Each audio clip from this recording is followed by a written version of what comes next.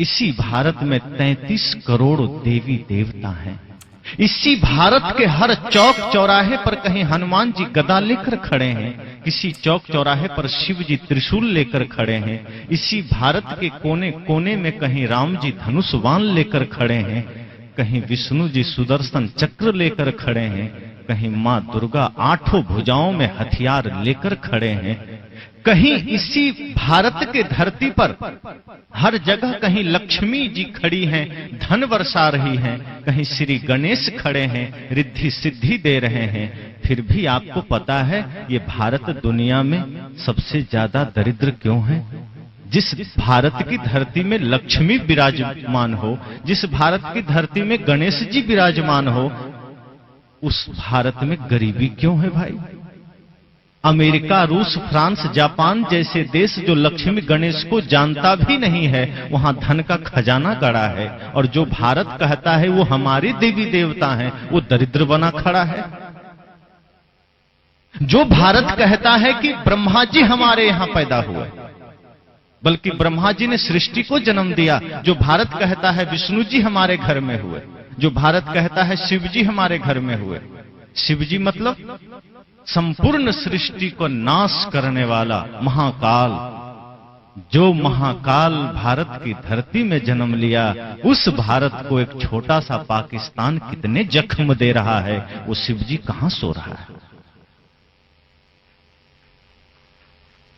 आज जो भारत की सीमाओं की हालत है, आज जो पाकिस्तान आतंकवादी भेज भेज कर हमारे सैनिकों की हत्या कर रहा है, वो सैनिक आपके ही कोई पुत्र है, कोई भाई है, कोई आपका ही सगा संबंधी है, जो उस बॉर्डर पर खड़ा है।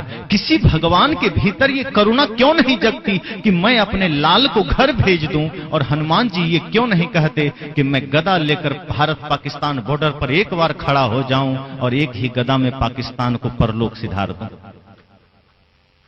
क्यों हमारी सेना को मरना पड़ रहा है? क्यों हमारे भारत के जवानों को शहीद होना पड़ रहा है? शिव जी क्यों? और चीन के बॉर्डर पर त्रिशूल से एक बार में चीन का सत्यानाश कर देते, ताकि वो चीन जो हमारे ऑक्साई चीन को कब्जे में कर लिया, वो चीन जो अरुणाचल के कुछ हिस्से को कब्जे में कर लिया। लेकिन भगवान शिव अभी भी सो रहे हैं, और हम फिर भी हाथ जोड़े खड़े हैं कि हे प्रभु, आपकी कृपा होगी तो सब कुछ होगा, आपकी कृपा होगी तो सब कुछ होगा, मुक्ति मिलेगी, बंधन से छूटेंगे। सदगुरु कबीर कहते हैं उस भरोसे में मत रहना। 33 करोड़ देवी देवता मानते हो, उतना ही भ्रष्ट ये भारत हो चुका है। और जिस 33 करोड़ देवी देवता की आप बात करते हैं, उन देवताओं का चरित्र कोई ठीक है क्या? कोई इंद्र के बारे में तो जानते हैं ना, कोई तपस्या कर रहा होता है तो इंद्र को ईर्ष्या हो जाती है, वो जाकर उसका तपस्या भंग कर देता है।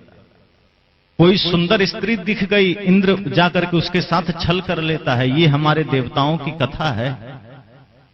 जिसे आप धर्मराज युधिष्ठिर कहते हैं, वो पत्नी को दांव पर लगा देते हैं, जैसे पत्नी न होकर के वो कोई हीरे जवाहरात हो गई। ये धर्मराज युधिष्ठिर की कथा है, और फिर भी हम कहते हैं भगवान आएंगे हमारा कल्याण करेंगे। अगर यही ख्याल भगत सिंह ने किया होता कि राम जी आकर के देश का कल्याण करेंगे, तो भगत सिंह को फांसी पर न चढ़ना पड़ता। लेकिन भगत सिंह ने सोचा नहीं, कोई राम नहीं आएगा, अब मुझे ही राम बनना होगा।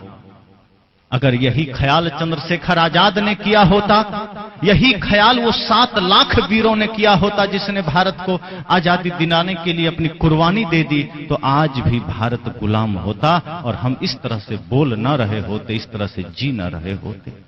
लेकिन हमारे शहीदों ने समझा कि अब कोई राम नहीं आने वाले, चलो राम के पद चिन्हों पर, अब राम हमें बनना होगा। चलो राम के पद चिन्हों पर अब इतिहास बदलना होगा। अब तो राम स्वयं बनो, अब तो लक्ष्मण स्वयं बनो, अब तो वो शक्ति स्वयं में जगाओ जो सदगुरु कबीर कहते हैं कि तेरा साईं तुझ में जाग सके तो जाग, किसकी आशा करते? और बाहर की आशा कब तक काम करेगी? दूसरे की आशा पर कब तक चलोगे? इतने देवी देवता के होते हुए ये भारत आज जिस स्थिति में गुजर रहा है, आदमी को समझना चाहिए। और भगवान ठीक है, हम कबीरपंथी हैं, हम उन्हें नहीं मानते, वो हमारी रक्षा ना करें, पर केदारनाथ में तो उन्हीं के भक्त गए थे और सब काल कलवित हो गए, अपने भक्त को भी नहीं बचा पाए। हनुमानगढ़ी में पूजा करते सब खड़े थे, बम धमाका हुआ, हनुमान जी के ही भक्त स्वाहा हो गए। अरे हम उनका विरोध करते हैं, हम उनको नहीं मानते हैं, कबीरपंथी को कुछ हो जाए तो बात समझ में आती है, उनके ही भक्त प्राण गंवा रहे हैं। एक तरफ से आप देखिए, जिस जम्मू कश्मीर की हालत इतनी खराब है, वहीं अमरनाथ है, वहीं उधर ही वैष्णव देवी है, शिवजी का बहुत बड़ा तीर्थ अमरनाथ उसी जम्मू कश्मीर में है। लेकिन वो जम्मू कश्मीर आज सबसे ज्यादा असुरक्षित है। जिस देश में इतने सारे भगवान हों, जिस देश के एक एक घर में इतने सारे भगवान हों, वो देश इतना कंगाल कैसे हो सकता है? हमें सोचना होगा। जिन महापुरुषों ने हमें जगाने का प्रयास किया, जिन संतों ने हमें जगाने का प्रयास किया, हमने उन्हें ध्यान ही नहीं दिया। कभी इसी धरती पर महात्मा बुद्ध आकर के हमें झकझोरते हैं कि बाहर किधर दृष्टि डाल रहे हो, अपदीप, अपने भीतर की शक्ति को जगाओ, अपने भीतर के प्रकाश को जगाओ। अत्ता ही अत्तनो नाथो को नाथो परोसिया। बुद्ध ने कहा, आत्मा ही आत्मा का स्वामी है, आत्मा का दूसरा स्वामी कौन हो सकता? लेकिन बुद्ध की बात हमें पसंद नहीं आई। महावीर आकर कहते हैं कि तुम परमात्मा हो, उनकी बात हमें पसंद नहीं आई। सदगुरु कबीर कहते हैं कि तू ही परमात्मा है, उनकी भी बात हमें पसंद नहीं आई। अगर सदगुरु कबीर की बात पसंद आ जाती, बुद्ध की बात पसंद आ जाती, तो ये भारत आज इतना निकम्मा नहीं होता। भारत जो कंगाल है, आज भारत जो गरीब, इसका कारण यही भगवानवाद है जो आदमी को निकम्मा बना दिया। तो कोई मेहनत करना भी चाहता है तो ये तथाकथित धर्मगुरु कहते हैं, अरे कुछ करने की आवश्यकता नहीं, बस एक बार भगवान का नाम ले लो, काम बन जाएगा, और वो आदमी निकम्मा हो जाता है। जो कुछ करना भी चाहता है, ये भगवानवाद की जो बातें हैं उसको निकम्मा बना देते। सदगुरु कबीर व्यक्ति को कर्मठ बनाते हैं। महात्मा बुद्ध ने व्यक्ति को कर्मठ बनाने की चेष्टा की, पुरुषार्थवादी बनाने की चेष्टा की कि बिना आपके किए कुछ नहीं होगा, और बाहर कोई परमात्मा, कोई भगवान आपकी सुरक्षा नहीं कर सकता। आप गलत करते हैं, उसकी सजा आपको मिलेगी। आपने गलत किया है, उसका दंड आपको भुगतना होगा। कोई भगवान के मंदिर में जाकर माफी मांगने से वो सजा कम नहीं होगी। लेकिन हमारी साधना चलती है मंदिरों में, और बड़े जोरों से चलती है। आज देखिए, बड़े बड़े मंदिर में पुजारियों की कोई कमी नहीं है, लेकिन जितने बड़े पुजारी उतने बड़े ठग, और जो जितना बड़ा ठग होगा वो उतने जोर से घंटी बजाता है ताकि बगल से गुजरते हुए आदमी को लगे कि ये बड़ा पुजारी है। जो पुजारी होगा वो दूसरों को दिखाने के लिए घंटी थोड़े बजाएगा। जब कोई नहीं होता है तो वही आदमी धीरे धीरे ओम नमः शिवाय बोलता है। वो आदमी धीरे धीरे ओम जय जगदीश हरे बोलता है, और देखता है दो चार आदमी की भीड़ आ रही है तो जल्दी जल्दी ओम नमः शिवाय शुरू हो जाता है, ताकि लोग समझ सकें कि बड़ा ध्यानी आदमी है, बड़ा भक्त आदमी है। लेकिन भक्ति है कहां? मुख में राम और बगल में छुरी। सदगुरु संत कहते हैं ऐसे लोग तो उस तरह से होते हैं जो मुख पर तो बड़े ज्ञान की बातें होगी, बड़े ध्यान की बातें होगी, बड़े साधना की बातें होगी, और भीतर शकुनी की तरह कपट कतरनी चलती रहती है, कोई एकता नहीं। इसलिए मैंने कहा, अगर आंखें हैं, अगर नेत्र है, तो हम हर जगह उस परमात्मा को देख सकेंगे।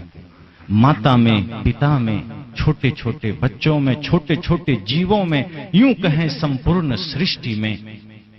घाव काहि पर घालो, जित देखो तित प्राण हमारो। किस चोट करना, जहां देखो वहां अपना ही तो प्राण है। ज्ञान की दृष्टि पैदा करनी पड़ेगी। और वो दृष्टि यही सत्संग से मिलेगी। दुनिया भर के बाजारों में घूमने से वो दृष्टि नहीं मिलेगी। हमारी दृष्टि बदलेगी। जो वर्तमान हमारी दृष्टि है, जिस दृष्टि से हम जगत को देखते हैं, जो जगत हमें बड़ा ही सुंदर रमणीय लगता है, प्यारा लगता है, उस जगत में जब हम थोड़ी सी दृष्टि का अंतर करेंगे तो उसी जगत की सच्चाई का बोध हमें होगा। जैसा आप देखते हैं अभी हमारे सामने कैमरा है। ये कैमरा हमारी तस्वीर ज्यों की त्यों ले रही है। जैसा मैं हूं वैसा ही वो उतार रहा है, कोई अंतर नहीं है। आप देखेंगे सामने से जो चित्र आ रहा है, ज्यों का त्यों आ रहा है, कोई फर्क नहीं। लेकिन इसी कैमरे के जगह यहां एक्सरे मशीन रख दिया जाए तो मेरी तस्वीर वैसी की वैसी नहीं आएगी, बदल जाएगी। ये कैमरा मेरे बाहर की तस्वीर ले रही है, लेकिन एक्सरे मशीन जब आ जाए तो मेरे भीतर की तस्वीर लेगी। इसी तरह से ये जो आंख है ये बाहर जगत को देखती है, लेकिन ज्ञान और विवेक की जो आंख है वो जगत की सच्चाई को देखती है। इसलिए वो आंख, वो दृष्टि आवश्यक है, और वो दृष्टि संतों के संग, वो दृष्टि गुरुजनों के संग। इसलिए सत्संग आवश्यक है, इसलिए ज्ञान आवश्यक है। और वो सत्संग, वो ज्ञान एक क्षण के लिए नहीं, 2 घंटे के लिए नहीं, 5 मिनट के लिए नहीं, वो सत्संग तो हमारे सांसों में बस जाए, वो ध्यान तो हमारे सांसों में बस जाए। ऐसा नहीं कि 2 घंटे सत्संग किया और हो गया, ऐसा नहीं कि 1 घंटा ध्यान किया और हो गया। उठत बैठत कबहू न छूटी, ऐसी तारी लागी। सदगुरु कबीर कहते हैं सांसों में वो सत्संग समा जाए, ध्यान समा जाए सांसों में। कोई आदमी ये नहीं कहता कि मेरे पास टाइम नहीं है, मैं सांस बाद में लूंगा। कोई ऐसा कहता है क्या?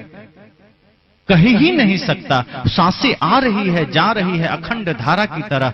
ऐसे ही जिस दिन ध्यान और सत्संग हो जाएगा कि उठत बैठत, सो रहे हैं तो ध्यान में, किसी से बोल रहे हैं तो ध्यान में, चल रहे हैं तो ध्यान में, खेतों में काम कर रहे हैं तो ध्यान में, बाजार में हैं तो ध्यान में, तो समझना ये जिंदगी ही बदल जाएगी। और ये संसार फिर जो अभी दिखाई देता है आकर्षक, वही संसार तब मालूम पड़ेगा यह संसार सराय मुसाफिर 2 दिन रहने आया है, बस।